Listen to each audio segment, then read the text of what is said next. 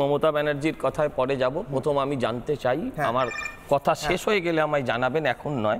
সেটা হচ্ছে যে আমি শুনলাম মসজিদ ঢেকে দেওয়া হয়েছে। আমার জানা নেই এ রাজ্যে কোথায় মসজিদ ঢেকে দেওয়া হয়েছে, কিন্তু আমার এটা জানা আছে মহরমের, আমি ঠিক আছে পরে কথা বলবো, আমি ঠিক আছে শুনে নিয়েছি। হ্যাঁ, মসজিদ কোথায় ঢেকে দেওয়া হয়েছে আমার জানা নেই, কিন্তু এ রাজ্যে বহু মন্দির ঢেকে দেওয়া হয় যখন সেখান থেকে মহরমের মিছিল যায়, হ্যাঁ, ঈদের উৎসব হয় বা তাদের কখনো কোনো ধর্মীয় মিছিল গেলে বহু মন্দির ঢেকে দেওয়া হয়।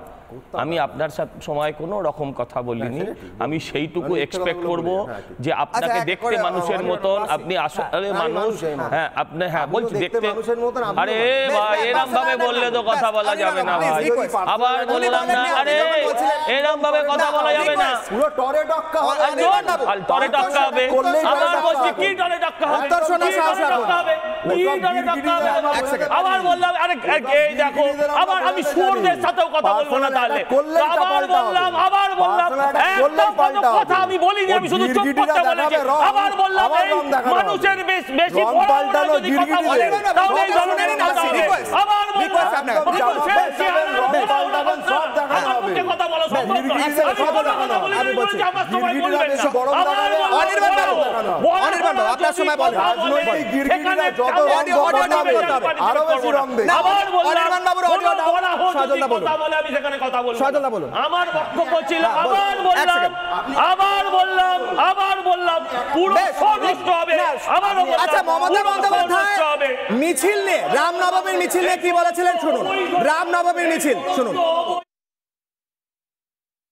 আমি বারবার বলেছি আমি রামনবমীর মিটিং আটকাবো না।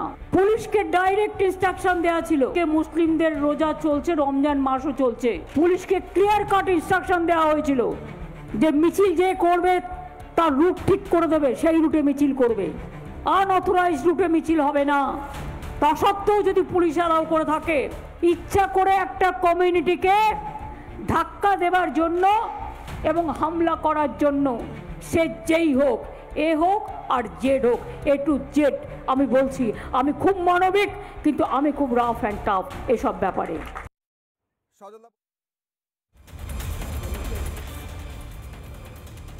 বক্তব্য ছিল, উনি বলেছেন রমজান মাসে ওরা অশান্তি করেন। আমি মমতা বন্দ্যোপাধ্যায়কে প্রশ্ন করতে চাই যে এই কথা বলে উনি কি বোঝাতে চাইলেন রমজান মাস ছাড়া ওরা বাকি সময় অশান্তি করে? বললেন রমজান মাসে ওরা অশান্তি করে না, ওরা ওটাকে আল্লাহকে স্যাক্রিফাইস করে। তার মানে কি? অশান্তিটাকে স্যাক্রিফাইস করে দেন।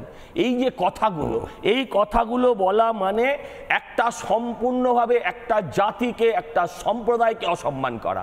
এইখানে কথা হচ্ছিল যে মমতা বন্দ্যোপাধ্যায় বলেছেন অশান্তির ছক আছে, বলেছে আরএসএস, এখানে যিনি বসেছেন তিনি বলেছেন আরএসএস বিজেপি, হ্যাঁ তারা এই ধরনের ছক কষেছে, কিন্তু কোথাও তো কোনো অশান্তি হয়নি। আমরা যখন আলোচনা করছি, যখন আমরা এটা নিয়ে আলোচনা করছি, তখন আর ছকের লাভ বলে লাভ কি?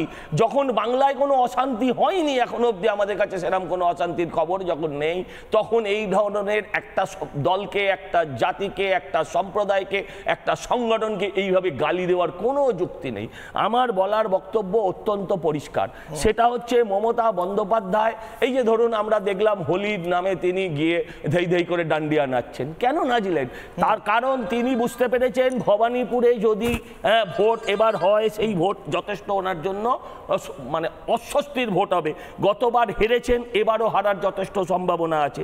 তাই এই কারণেই তিনি হঠাৎ করে, যিনি উত্তরপ্রদেশ, গুজরাট এই সব জায়গার কমিউনিটির বিরুদ্ধে কথা বলছিলেন, যাদেরকে ভোটার লিস্ট থেকে বার করে দেওয়ার কথা বলছিলেন, হঠাৎ গিয়ে তিনি ডান্ডিয়া নাচতে শুরু করলেন। আমি যতদূর জানি দোল এবং হোলির সঙ্গে ডান্ডিয়ার কোনো সম্পর্ক নেই, ডান্ডিয়া বা গরবা এই জাতীয় কালচারের কোনো সম্পর্ক নেই, কিন্তু তিনি সেই কাজটা করতে শুরু করলেন কারণ তার ভবানীপুর এরিয়ায় এই সম্প্রদায়ের মানুষ বেশি আছেন।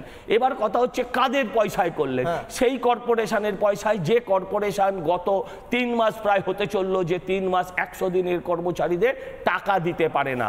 100 দিনের কর্মচারী মানে মাসিক 5,000 টাকা ডেলি, 202 টাকা, হ্যাঁ, সজলদা। 202 টাকা যারা দিতে পারে না। বুঝলাম না, অনির্বাণ বাবু বলছেন আরএসএস বিজেপি অশান্তি সৃষ্টি করে, তাই জন্য মমতা বন্দ্যোপাধ্যায়কে সাবধান করতে হচ্ছে। কোন অর্বাচীন, আরএসএস বিজেপি করে এই কাজ। আমি কোন অর্বাচীন কি কথা বললো সেই কথার কোনো উত্তর দেব না। যদি থাকতে পারলেন, যদি 33 বার দল পাল্টে তবে কি একজন কাউন্সিলর হয়েছে উনি জানেন? আপনি তাই হতে পেরেছেন, আপনি তাও হতে পেরেছেন। আরে আপনার দল তো আপনাকে তৃণমূল স্বীকার করে না, আপনি তো তৃণমূলের অবৈধ সন্তান। আরে বলছি আপনি তৃণমূলের অবৈধ সন্তান, আপনি বড়, আপনি গিরগিটি নয়, ঠিক তো?